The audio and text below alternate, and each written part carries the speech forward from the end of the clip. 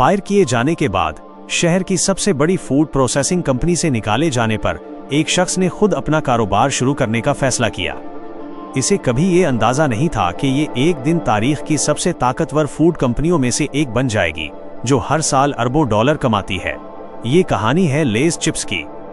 ये सब 1909 में शुरू हुआ, जब हरमन ले एक खामोश मिडिल क्लास खानदान में शार्लेट, नॉर्थ कैरोलिना में पैदा हुए। उनके वालिद एक बुक कीपर थे और वालदा घरेलू खातून थीं। बचपन में उनके लिए कोई वाज़ेह कैरियर रास्ता नहीं था, लेकिन जिस चीज में वो माहिर थे वो सेल्स थी। कम उम्री में उन्होंने मकामी लोगों के लिए सोडा स्टॉल चलाया, जो इतना कामयाब हुआ कि उन्होंने मुलाजिमीन रख लिए। ये कारोबारी ज़हनियत बाद में उनके बहुत काम आई, लेकिन कॉलेज के दौरान ले बेचैन थे। वो पढ़ाई से ज्यादा बिजनेस के फन में दिलचस्पी रखते थे। दुनिया में कदम रखने के लिए उन्होंने अपनी मुकम्मल स्कॉलरशिप के बावजूद कॉलेज छोड़ दिया। वो सनशाइन बिस्किट्स नामी फूड कंपनी में गए, जो कुकीज, क्रैकर्स और सीरियल बनाती थी। ये उनके कैरियर का पहला कदम लग रहा था, लेकिन 1929 में ग्रेट डिप्रेशन आ गई, जिसने 24% अफरादी कुव्वत को बेरोजगार कर दिया और बाकी आमदनी को आधा कर दिया। इस वक्त ले सिर्फ 20 साल के थे और अचानक बेरोजगार हो गए। इस तजर्बे ने उन्हें सिखाया कि आमदनी के जराए को मुतनव्वे बनाना चाहिए। अपनी अगली नौकरी में बार्टलेट फूड कंपनी के साथ काम करते हुए उन्होंने अपना साइड बिजनेस शुरू किया, जो आगे चलकर अमरीकी फूड मार्केट को बदलने वाला था। अब वो नैशविल, टेनेसी में थे।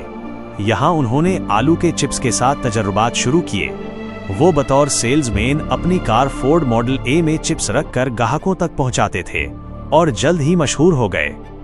आलू के चिप्स 1850 की दहाई से मौजूद थे, जब पतले कटे आलू एक नई डिश के तौर पर सामने आए, जिसे सैराटोगा चिप्स कहा जाता था। लेकिन असल तरक्की 1926 में हुई, जब मोम वाले कागज के बैग में चिप्स को महफूज रखने का तरीका ईजाद हुआ, जिससे ये एक पोर्टेबल स्नैक बन गए। ले ने इस मौके को पहचाना। उन्होंने बैंक से कर्ज लेकर अपना कारोबार HW ले और कंपनी शुरू किया। चंद साल बाद उन्होंने स्टॉक के जरिए $40,000 जमा करके पूरी कंपनी खरीद ली। पहले लेस चिप्स 10 सेंट में फरोख्त होते थे। जल्द ही तलब इतनी बढ़ गई कि बड़े पैमाने पर पैदावार शुरू करनी पड़ी। ले ने 1944 में टेलीविजन पर इश्तिहार देने वाली पहली स्नैक कंपनी बनकर मार्केटिंग में इनकलाब बर्पा किया। बाद में उन्होंने द विज़र्ड ऑफ ऑज के अदाकार को ब्रांड का चेहरा बनाया और मशहूर लाइन बेचा कांट ईट जस्ट वन मुतारिफ करवाई। उन्होंने क्रिंकल कट चिप्स भी मुतारिफ करवाए, जो कम टूटते थे। फिर एक बड़ी कामयाबी आई जब इन्होंने जोस पर मर्फी की ईजाद करदा फ्लेवरिंग टेक्नोलॉजी हासिल की। इससे चीज और अनियन और सॉल्ट और विनेगर जैसे जायके मुतारिफ हुए।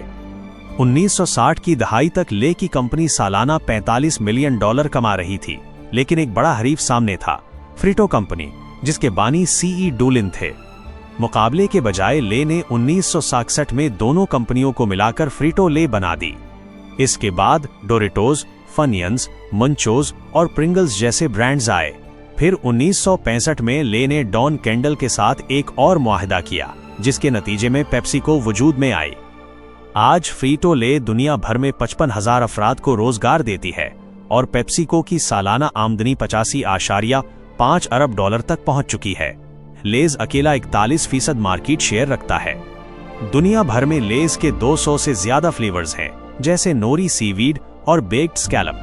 कंपनी नए आइडियाज के लिए $1 मिलियन तक इनाम भी देती है।